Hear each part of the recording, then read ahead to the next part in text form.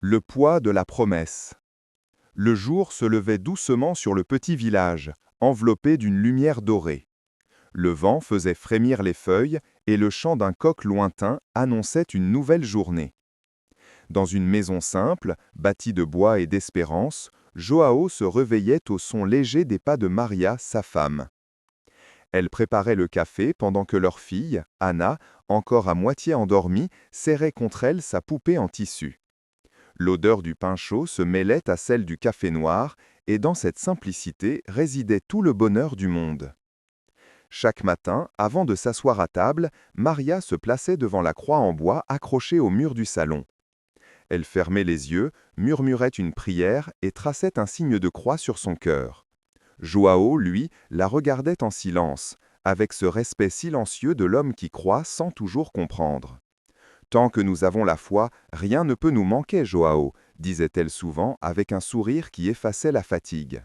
Il répondait d'un geste tendre, posant sa main sur la sienne, comme pour lui promettre qu'il y croirait aussi, ne serait-ce que pour elle. Anna riait, ses cheveux bouclés dansant à la lumière du matin. Leur maison résonnait de cette joie tranquille que seuls connaissent ceux qui se contentent de peu, mais aiment beaucoup. Parfois, le soir, Joao s'asseyait sur le seuil de la maison. Le ciel prenait les teintes du feu et du miel. Il regardait Maria prier, sa silhouette baignée de lumière, et pensait que le monde, malgré ses blessures, avait encore des coins où Dieu respirait doucement. Il ignorait que ces instants, simples et parfaits, étaient déjà des souvenirs en train de naître. Car dans le silence des matins heureux se cachait parfois le pressentiment fragile d'une promesse à venir, celle qui changerait sa vie à jamais. Les saisons passaient, paisibles, et la maison semblait toujours remplie du même parfum de café et de prière.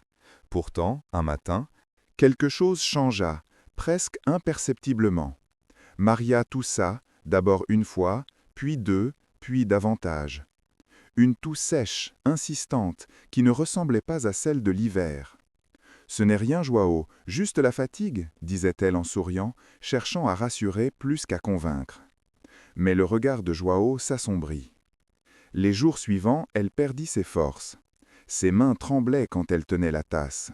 Les pas qui autrefois dansaient dans la cuisine devinrent hésitants, presque fragiles.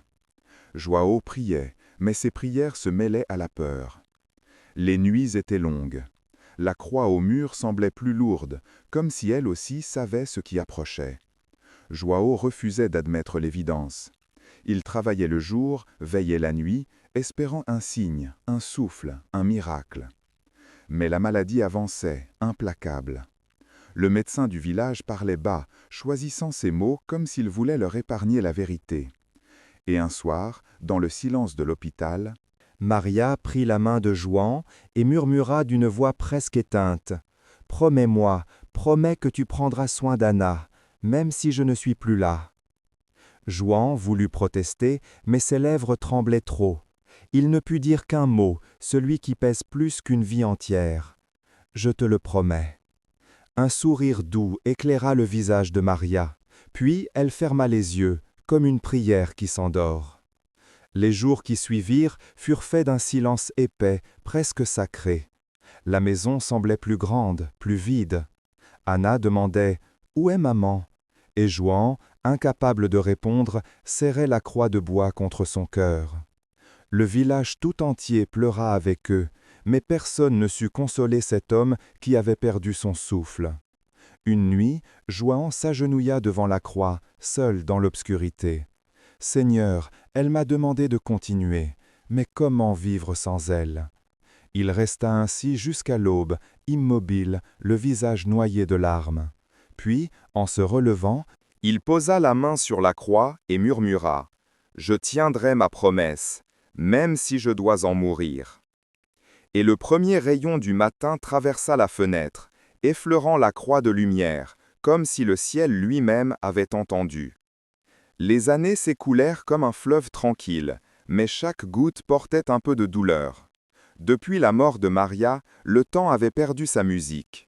La maison restait la même, le même toit, les mêmes murs, mais elle semblait respirer différemment, comme si l'air lui-même portait le souvenir d'une prière inachevée.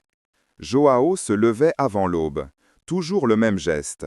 Il passait sa main sur la croix de bois, désormais usée par le temps et les larmes, et murmurait une prière brève, parfois sans mots, juste un souffle. Puis il partait travailler au champ, le dos courbé, les mains fendues par le froid ou la chaleur. Il travaillait pour Anna, pour qu'elle ait ce qu'il n'avait jamais eu, un avenir. Il raccommodait ses vêtements à la lueur d'une lampe, cousait les déchirures de ses chaussures, vendait un peu de bois, parfois son propre repos.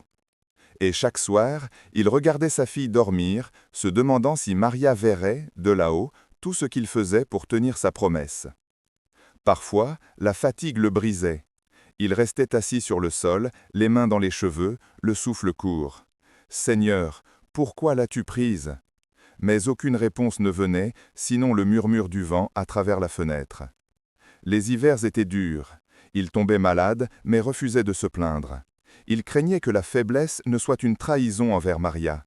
Alors il serrait la croix, la même qu'elle avait priée 1000 fois, et disait doucement « Tant que je la tiendrai, je tiendrai aussi ma parole. » Anna grandissait, belle et studieuse. Elle voyait la peine dans les yeux de son père, mais il lui cachait toujours la profondeur de son sacrifice. Quand elle lui demandait « Papa, tu es fatigué ?»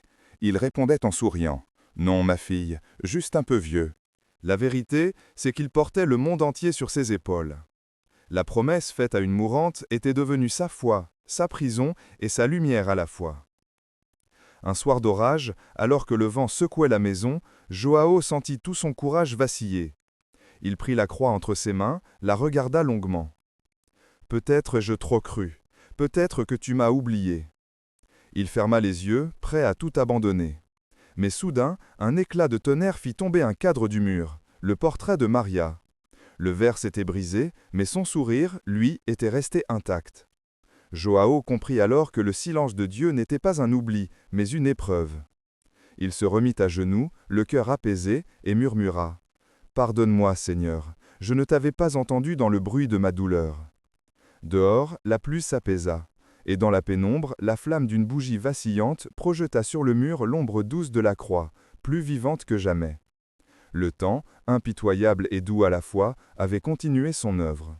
Les cheveux de Joao s'étaient teints de gris. Ses mains portaient les traces du travail et des prières. Mais dans les yeux d'Anna, désormais jeune femme, brillait la lumière d'un avenir qu'il avait bâti pierre après pierre, larme après larme. Elle avait étudié sans relâche, souvent à la lueur d'une vieille lampe, pendant que son père, assoupi, tenait encore la croix de bois entre ses doigts. Elle savait, au fond d'elle, que chaque livre ouvert, chaque rêve poursuivi, était payé du prix de son amour silencieux. Le jour de sa remise de diplôme arriva. Le soleil baignait la ville d'une lumière dorée, presque irréelle. Joao, vêtu de son unique costume, tenait la croix de Maria dans la poche de sa veste. Il s'assit au fond de la salle, discret, humble, mais le cœur battant plus fort qu'à ses 20 ans. Quand Anna monta sur scène, un murmure parcourut la foule.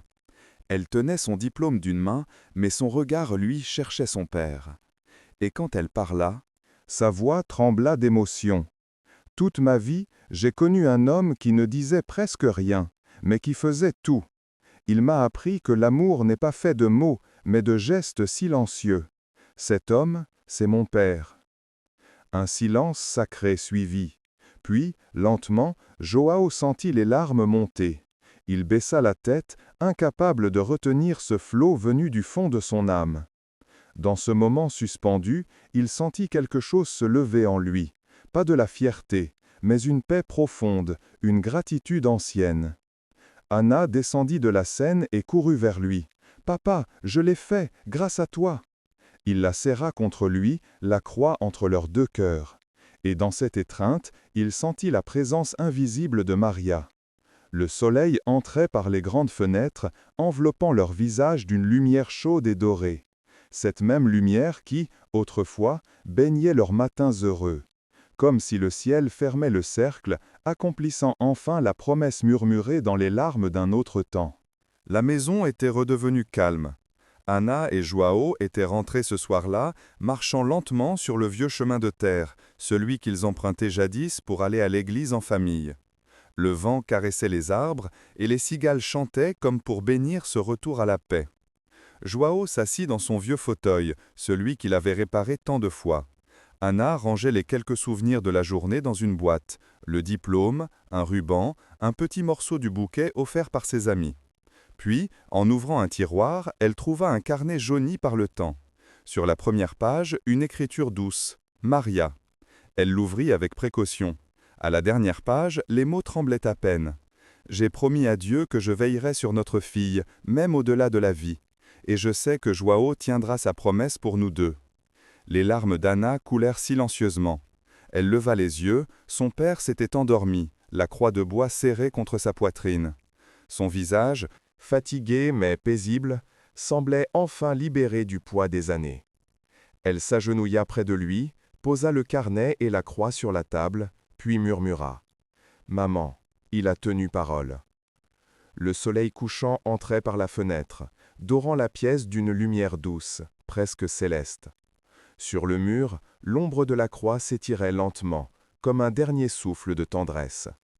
Et dans ce silence qui demeurait, on aurait juré entendre une prière, celle de deux âmes unies à jamais. L'amour ne meurt pas, il change simplement de forme.